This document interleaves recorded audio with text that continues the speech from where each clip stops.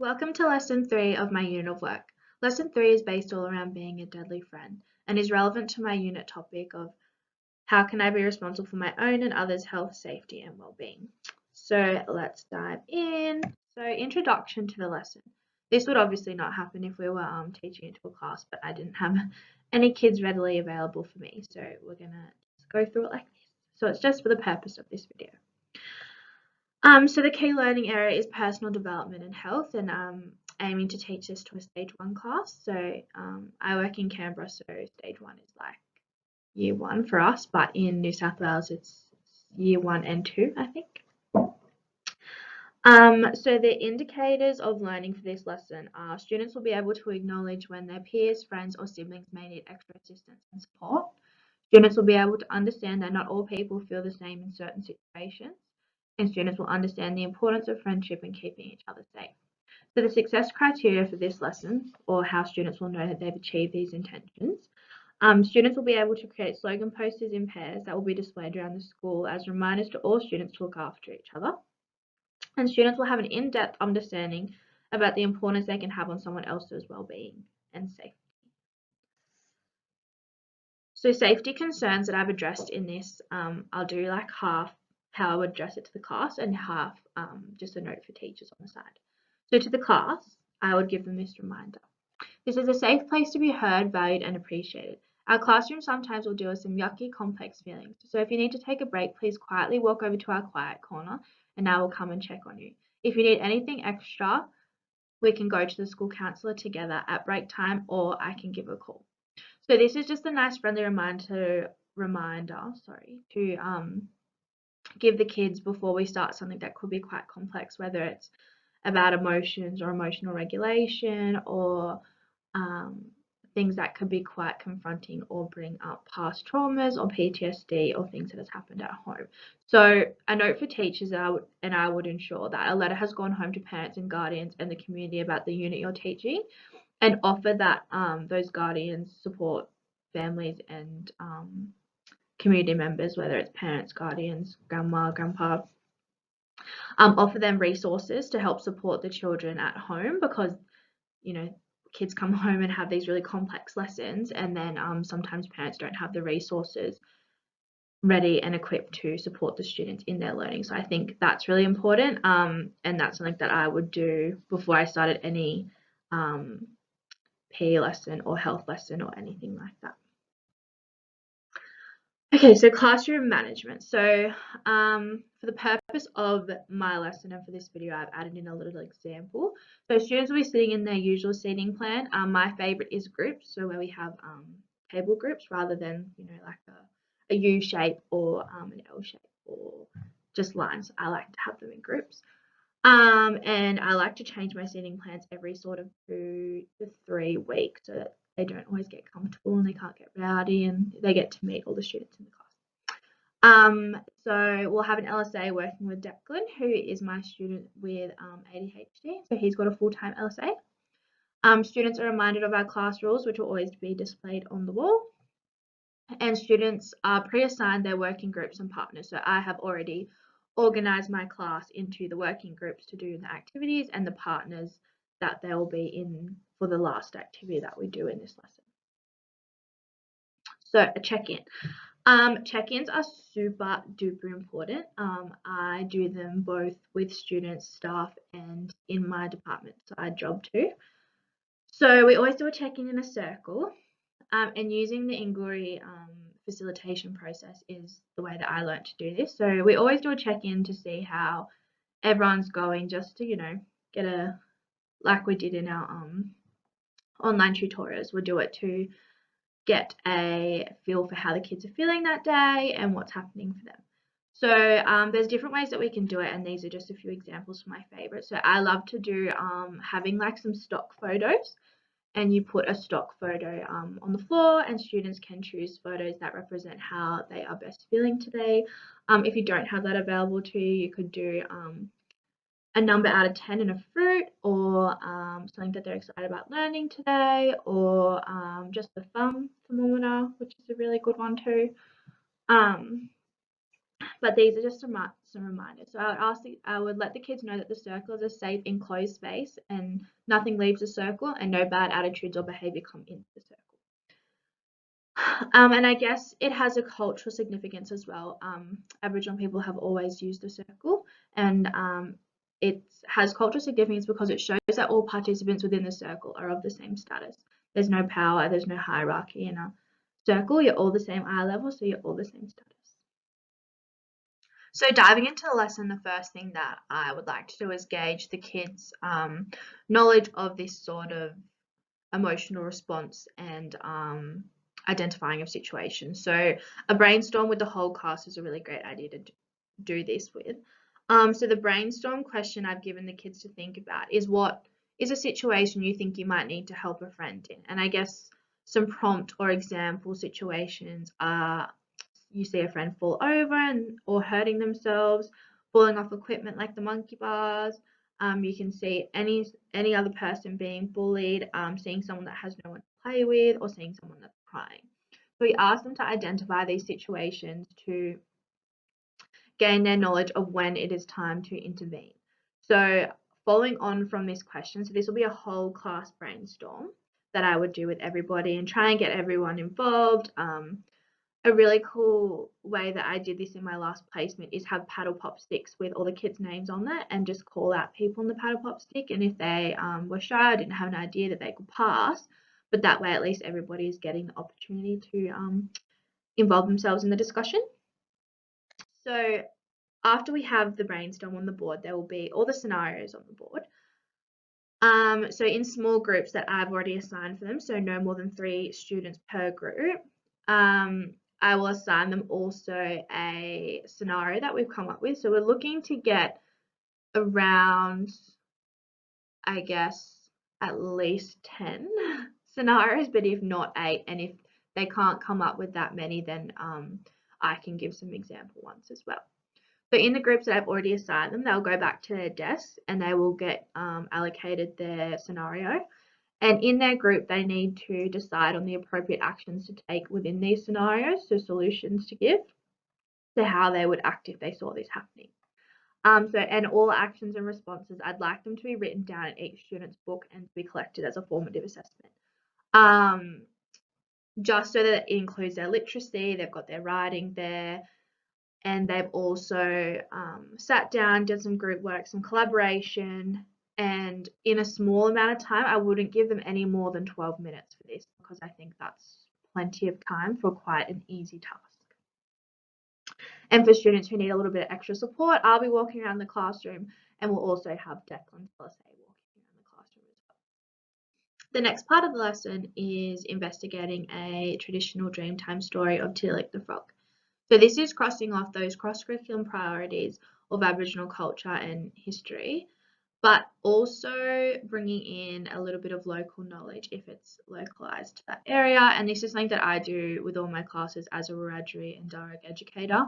I will always try and bring in some culture to my classroom. So investigating Tillich the Frog because we are working on safety and well-being and making sure that your friend's okay and being a deadly friend.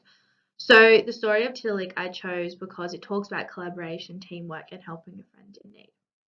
It's really important, though, to note when you're doing any Dreamtime story in any classroom in any subject that Dreamtime stories will differ across nations. So the Dreamtime story of Tillich the Frog is different for me as a Wiradjuri woman than it would be for somebody who is Darug or somebody who is from Newcastle or any of that. So it's always going to change, and I think it's really important to have a look at the origins of your story and always have a language map in your classroom, and then you can show them where your story is from and they can localize it and bring in any knowledge that they may have of that area. So I would start off this lesson by doing that, acknowledging where the story is from. So for me, I use the Wiradjuri version, which is the one that I grew up on. And I would ask the students if they've heard the story of Tillich or know where the story of Tillich comes from, because there is a rock formation in Newcastle that is believed to be Tillich the Frog, and it looks identical. So I would show the kids a picture of that as well. So once we show the story of Tillich the Frog, I would then ask the students to deconstruct to reconstruct. So really tying in that 8 ways of learning pedagogy to give them the most out of this story and out of this lesson. So the questions I would ask the kids are, why do you think that the story of Tiddalik relates to this lesson? So why is it relevant to what we're learning right now? And hopefully in that they will recall the messages that were in the Dreamtime story, because there's always a lesson and there's always a message. So how do the animals come together to save each other and Tiddalik? And so that's asking them to identify the ways that they worked as a team, the collaboration that they came to, and the friendship that they formed in doing so. And the last question I was asked the students is, why is it important to cooperate?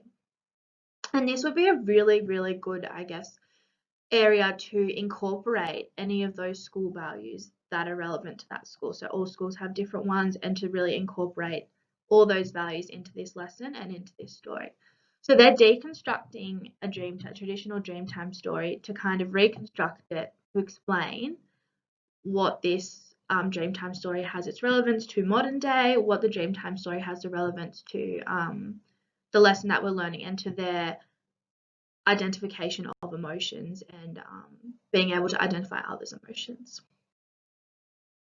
And then the next part, so this is the part that's really going to go into our summative assessment. And it's the lead up into the lesson. So before we get into the lesson, we would ask the kids, what is a bully? So asking them, we're looking for defining behaviors of a bully. So put downs, violence, all that kind of stuff. And we just want to really reiterate there as well that bullying is not okay. We are completely a hands-off school. If you see something, you go and tell a teacher, and just reiterating those school processes that are relevant to the school, and also that bullying is absolutely not okay. And this could be quite tough for some kids who may have been bullied or have bullying issues happening for them in the playground, within their football team or sporting team. So just again, reiterating those safety comments about if it's too much for you, then you can walk away and go and talk to somebody, or go to the quiet corner, or take a moment. Don't let kids share any personal stories of bullying, because it's not a space to share. If they start to share a personal story, then we just say, sorry, Declan, let's have a chat about that after, okay? But thank you so much for your contribution. And the next question I would ask the kids are, what are some sayings you may have heard about bullying? So any of those anti-bullying slogans is what we're looking for.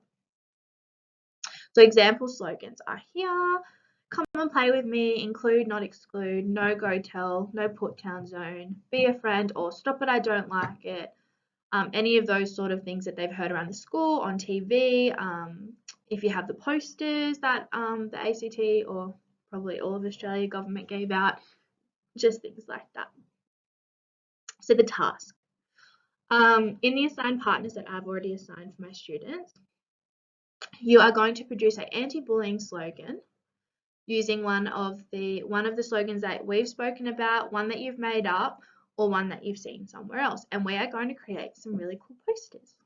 So each student will get have all the materials on their desk already. So I would have already set that up with the LSA, or the LSA would have done that as I am walking the students through the task.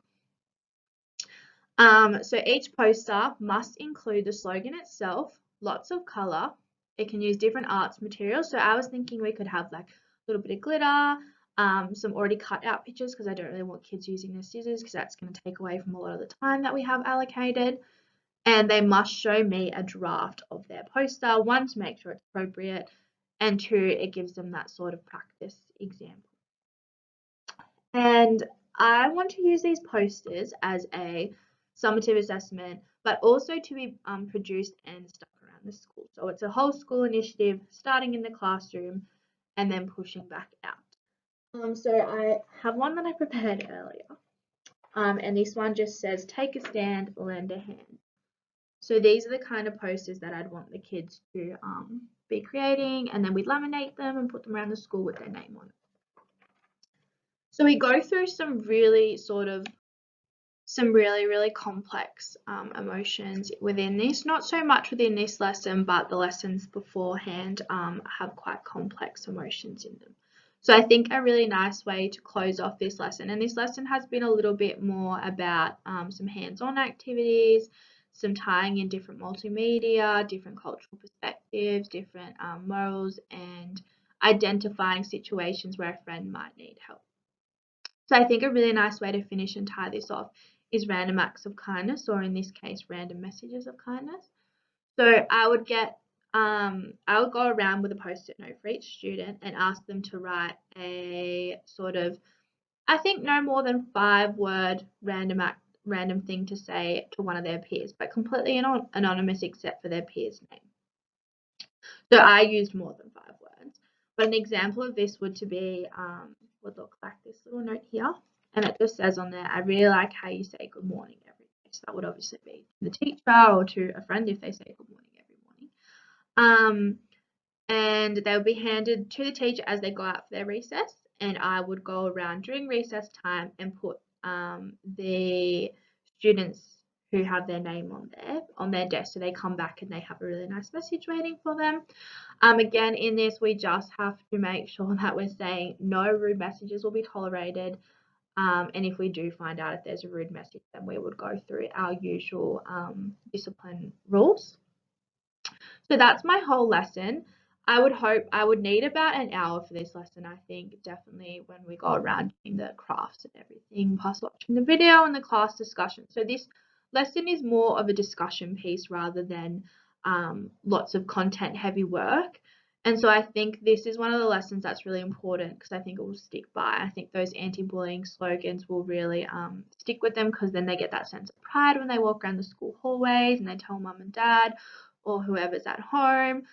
So I think it's one of those lessons that is quite hands-on, not as content heavy nor as emotions heavy, but they do get the sort of identifying situations where a friend might need help or anyone might need help.